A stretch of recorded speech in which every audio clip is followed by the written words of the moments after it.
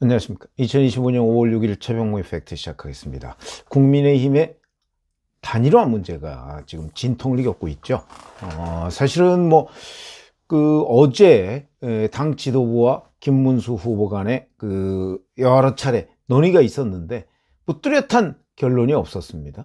그런 가운데 여튼 단일화를 해야 한다 원칙 이런 것만 의원총회에서 확인을 한 상태고요.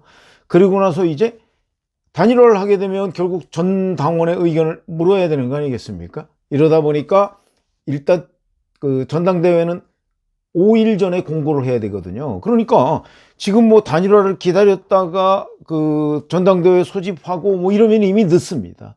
그러니까 이제 국민의힘 지도부가 장소 이런 건 제대로 정하지 않은 상태에서 전당대회를 공고했습니다. 전국위원회하고 전당대회 8일부터 11일. 왜냐면 11일 날 후보 등록 마감을 하기 때문에 그때까지 제대로 이루어지지 않으면 결국 김문수 후보는 2번, 한덕수 무소속 후보는 5번이나 6번 이렇게 동시에 후보 등록을 해야 되는 상황이 벌어질 수가 있다. 그러니까 이 모든 거에 대비하기 위해서 전당대회 공고했다가 안 열어도 그만이니까. 그래서 대비 차원에서 했더니 이제 김문수 후보가 다시 이거를 문제 삼고 나섰습니다. 그 소집 이유를 밝혀라. 결국 나를 몰아내기 위한 것 아니냐. 이렇게 이제 일종의 몽리를 부리기 시작했습니다. 아마 후보 단일화 협상을 한다든가 후보 단일화를 위한 무슨 작업을 하면 본인이 진다고 생각을 하는 것 같습니다. 정말 그럴까요? 저는 몇 차례 그런 말씀을 드렸지만 지금 김문수 후보는 컨벤션 효과를 누릴 때입니다. 지금 김문수 후보가 단일화 문제 본인이 그토록 여러 번 경선 과정에서 약속했던 그 문제를 여기서 뒤집는다? 그러면 제가 오전 중에 말씀드렸지만 신뢰의 문제가 발생합니다. 신뢰의 문제로 김문수 후보는 컨벤션 효과를 다 까먹어 버릴 겁니다. 그러면 오히려 단일화 문제에 관한 비판은 비판대로 본인이 다 받고 그 다음에 결국 대선에서 지는. 지금 현재도 각종 여론조사를 보면 대선에서 이재명 후보한테 다 지는 거로 되어 있습니다. 이재명 후보가 대법원이 파기환송에도 불구하고 아직은 여전히 상당한 우위에 있습니다. 그러니까 국민의힘 지지층 입장에서는 김문수냐 한덕수냐 이건 별로 중요하지 않습니다.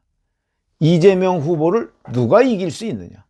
그런데 지금 현재 떠오른 두 사람 중에서 누구도 이길 수 없다.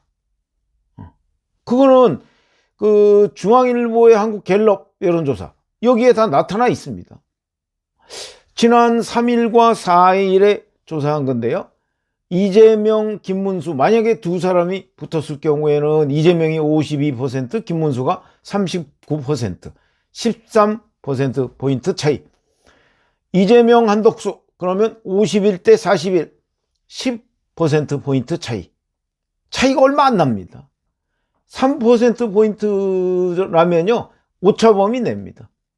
그러면 이거는, 실제 이런 상황, 그러니까 이재명에 대한 경쟁력을 기준으로 만약에 여론조사를 실시해서 단일 후보를 결정한다.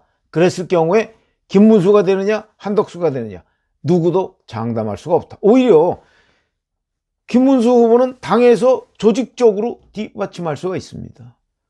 2002년 노무현 정몽준 단일화 때 당에서 조직적으로 뒷받침한 노무현이 이겼던 이유하고 비슷합니다.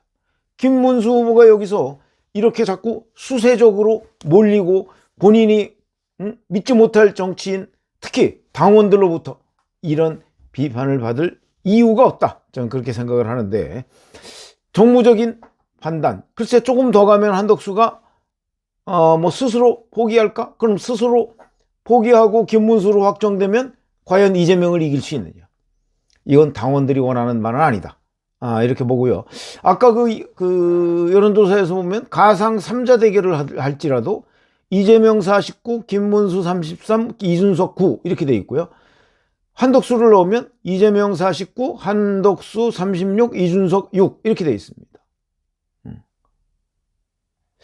자, 그리고 또 하나 고무적인 판결은, 고무적인 여론조사는 그 이재명 후보 피고인에 대해서 파기환송을 한 것이 잘된 판결이다 하는 게 46, 그 다음에 잘못된 판결이다가 42, 의외로 잘못된 판결이다가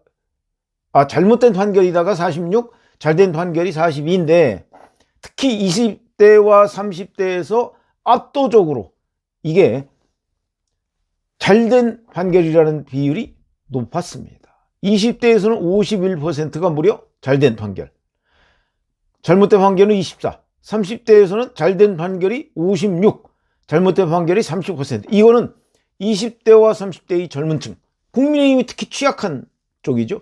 이 취약한 쪽에서 이재명의 파기환송심에 오히려 그 공정성을 크게 기대를 걸고 있다는 얘기는 앞으로 여기에서 표가 많이 나올 가능성이 있다는 것을 시사하는 대목으로서 굉장히 중요합니다. 자, 이러다 보니까 지금 누가 단일 후보가 되느냐, 이거는 국민의힘 지지층 사이에서는 중요한 게 아니라 무조건 현재도 지는데 단일화 이벤트를 통해서 좀 시너지 효과를 얻자, 이게 훨씬 더 당원들의 지지를 많이 받는다. 그래서 권영세 비대위원장이 승부수를 던졌습니다.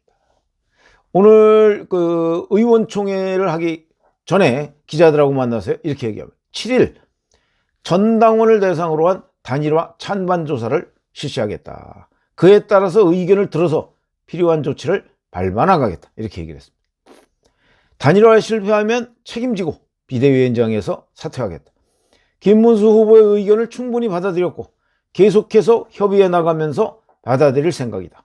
단일화를 반드시 이뤄내야 한다는 것과 그 단일화가 어떻게든 11일까지는 완료돼야 한다는 두 가지 원칙은 대선 승리를 위해 반드시 필요하다. 이번 대선에서 우리 당이 진다면 어떤 사태가 발생하겠느냐. 이미 이재명 세력은 국회를 장악하고 있다. 대한민국은 벼랑 끝에 서 있고 이 집권을 막을 수만 있다면 누구라도 힘을 합치고 우리가 가진 수단을 동원해야 한다는 것이 절박한 사정이다. 이렇게 돼 있습니다. 결국 김문수 후보의 선의에 맡겨놓고 본인 약속, 신뢰 이런 싸움에 맡겨놓을 수는 없다. 그래서 승부수를 던졌다. 결국은 전당원의 의견으로 압박하겠다. 이런 얘기가 되는 거죠. 저는 최종적 수단이라고 봅니다.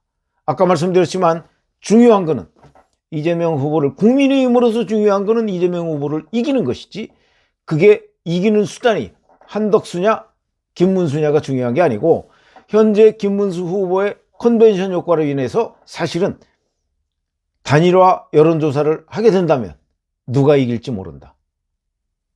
이런 생각입니다. 그래서 권영세 비대위원장의 승부수 기대가 된다.